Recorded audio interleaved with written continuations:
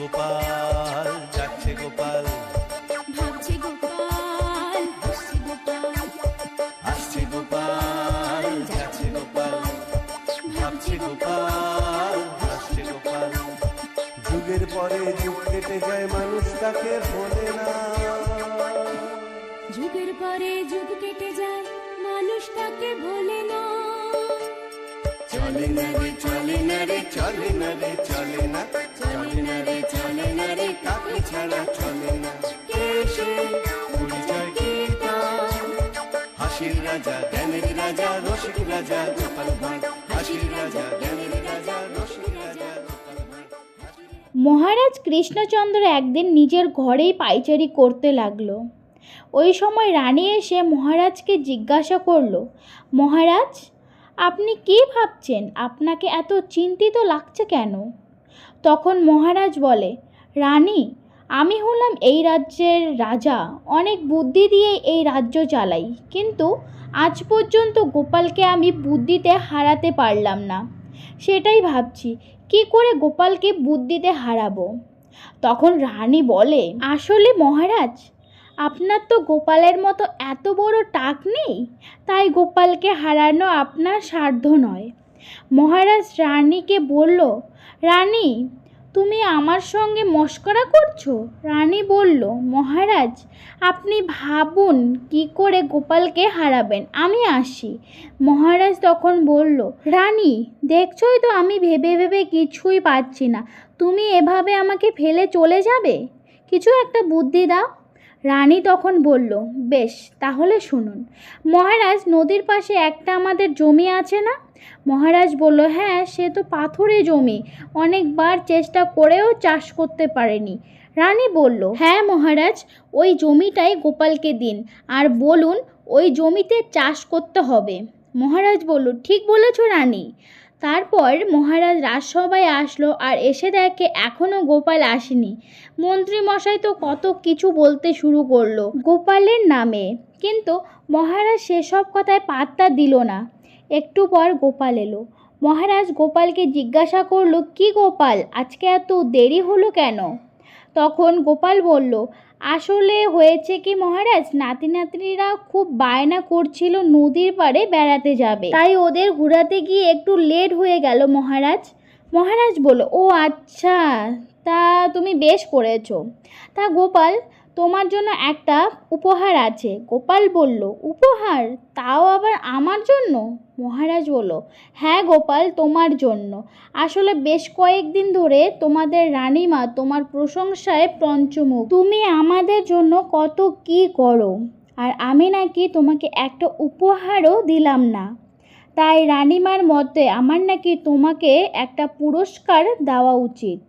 গোপাল বলল, তাই নাকি মহারাজ, তবে দিন উপহার। মহারাজ বলল, দাঁড়াও দাঁড়াও, আমার কথা যে এখনো শেষ হয়নি। গোপাল বলল, হ্যাঁ, আরও আছে। হ্যাঁ হ্যাঁ, আছে বই কি, এই উপহার তুমি নিশ্চয়ই পাবে, তবে এতে যে আমার একটা শর্ত আছে। গোপাল বলল, উপহার দেবেন, তাও আবার শর্ত? গোপাল মনে মনে ভাবছে, মহারাজের এই কথাটা যে সুবিধার ঠেকছে না।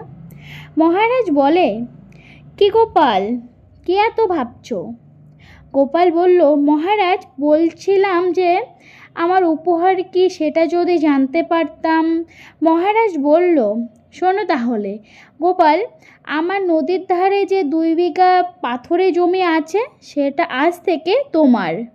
এবার সত্যটা হচ্ছে যে তোমাকে ওই জমিতে 60 দিনের মধ্যে এমন একটা উদ্ভিদ জন্মিয়ে দেখাতে হবে যাতে ফুল ফল দুটোই ফলে। গোপাল বলল, এ আবার কি শর্ত রে ভাই? মহারাজ হেসে বলে, শুধু এখানেই শেষ নয় গোপাল। গোপাল বলে, আরও আছে বুঝি? মহারাজ বলে, যদি তুমি ওই জমিতে কোনো উদ্ভিদ বা কোনো ফসল ফলাতে না পারো, তবে তোমার পিঠে আমি শাস্তি হিসেবে 20 ঘা চাবুক মারব, এবং তুমি যদি এই উপহার নিতে অস্বীকার করো, তাহলেও আমি তোমার পিঠে 20 ঘা চাবুক মারব। গোপাল ভাবছে, কি গ্যারা কোলে পড়লাম রে বাবা, উপহার নিলেও শাস্তি আর না নিলেও শাস্তি। মন্ত্রীমশাই তো এই কথা শুনে খুব খুশি। গোপাল মহারাজকে বলল, এটা উপহার না শাস্তি মহারাজ? সেটাই ঠিক বুঝতে পারলাম না, তাই চুপ করে আছি। গোপাল বলল, আমারও কিছু শর্ত আছে মহারাজ। মহারাজ বলল, কী শর্ত গোপাল? গোপাল বলল, এই 7 দিন আমার ছুটি লাগবে, এই 7 দিনের অগ্রিম বেতন লাগবে, চাষ করার জন্য 500 মোহর লাগবে, আর আমি চাষ করাকালীন কেউ যেন হস্তক্ষেপ না করে। মহারাজ বলল, আচ্ছা ঠিক আছে। গোপাল বলল, মহারাজ তাহলে আমি চলি, আমার ছুটি শুরু হয়ে গেছে। এই বলে গোপাল সেখান থেকে বের হয়ে গেল আর বাড়ি যাওয়ার পথে ভাবতে থাকলো। হঠাৎ মনে পড়ল বিজ্ঞানীর কথা। কিছু না ভেবেই বিজ্ঞানের বাড়িতে চলে গেল আর বিজ্ঞানীকে জিজ্ঞাসা করলো, কি বিজ্ঞানী, আজকে রাজসভায় গেলে না কেন? বিজ্ঞানী বলল, গোপাল আমি একটা যন্ত্র আবিষ্কার করছি, তাই রাজসভায় যায়নি। কেন, কিছু হয়েছে কি? গোপাল বলল, হ্যাঁ হয়েছে তো অনেক কিছুই, কিন্তু তার আগে বলো, এমন কি উদ্ভিদ আছে যে পাথরে জমিতে হয় এবং ফুল ফল দুটোই হয়? সঙ্গে সঙ্গে বিজ্ঞানী বলল, হ্যাঁ হ্যাঁ আছে তো, ক্যাকটাস গাছ। গোপাল বলল, মানে ফণিমনসা? আচ্ছা বিজ্ঞানী, এই ফণিমনসা গাছ কোথায় পাবো? বিজ্ঞানী বলল, সে তো অনেক দূর, মরুভূমিতে হয় সে গাছ। গোপাল বলল, বিজ্ঞানী এই ফণিমনসা গাছ আমার লাগবে, কি করে আনবো? বিজ্ঞানী বলল, তারও উপায় আছে গোপাল, আমার এক বন্ধু এনে দিতে পারবে। গোপাল বলল, তার সঙ্গে একবার দেখা করাতে পারবে? বিজ্ঞানী বলল, কেন পারবো না, আজ বিকালে এসো, তাহলে আমার বাড়িতে দেখা হবে। গোপাল বলল, ঠিক আছে। এই বলেই বিজ্ঞানীর বাড়ি থেকে গোপাল চলে গেল। এইদিকে মন্ত্রী মশাই মহারাজের কাছ থেকে কিছু মোহর নিয়ে বটাঘটার বাড়িতে যায় আর বলে যে নদীর ধারে মহারাজের যে 2 বিঘে জমি আছে তাতে বালু আর পাথর দিয়ে ভরিয়ে দিতে হবে আর গোপালের উপর নজর রাখতে হবে। বটাঘটা বলে, কাজ হয়ে যাবে মন্ত্রী মশাই। তারপর মন্ত্রীও বাড়িতে চলে যায় আর ভাবতে থাকলো, এবার দেখি গোপাল বেটা কি করে। বিকেলে গোপাল বিজ্ঞানীর বাড়িতে যায় আর বিজ্ঞানীর বন্ধুর সঙ্গে দেখা করে। সব কিছু আগে থেকেই বিজ্ঞানী বলে রেখেছিল। বন্ধু বলল, আচ্ছা গোপাল দাদা ঠিক আছে, সময় মতো গাছ পেয়ে যাবে। এই বলে বন্ধুও তখন সেখান থেকে চলে গেল। গোপালও চলে গেল বাড়িতে গিয়ে ঘুমিয়ে পড়ল। রাত্রিবেলা বটাঘটা ওই 2 বিঘে জমিতে আরও বালু পাথরে ভর্তি করে দিল। আর এইদিকে গোপাল 59 দিন ভালো মন্দ খেয়ে আর ঘুমিয়ে কাটিয়ে দিল। মন্ত্রীমশাই তো খুব খুশি যে 59 দিন গোপাল কিছু করতে পারেনি, তাহলে একদিনে বা কী করবে আর। তাই রাত্রিবেলা মন্ত্রীমশাই নিশ্চিন্তে ঘুমোতে গেল। আর এই দিকে রাত্রিবেলা গোপাল তার নাতি নাতনিদের নিয়ে নদীর ধারে জমিতে গেল আর গিয়ে দেখে ঠিক সময় মতো বিজ্ঞানীর বন্ধু গাছ নিয়ে চলে এসেছে। সেই রাতেই সব গাছ লাগিয়ে ফেললো। সকাল সকাল মহারাজ আসলো আর বলল, কি গোপাল, আজকে 7 দিন, আজকেই তো ফুল ফল ভরা উদ্ভিদ দেখানোর কথা।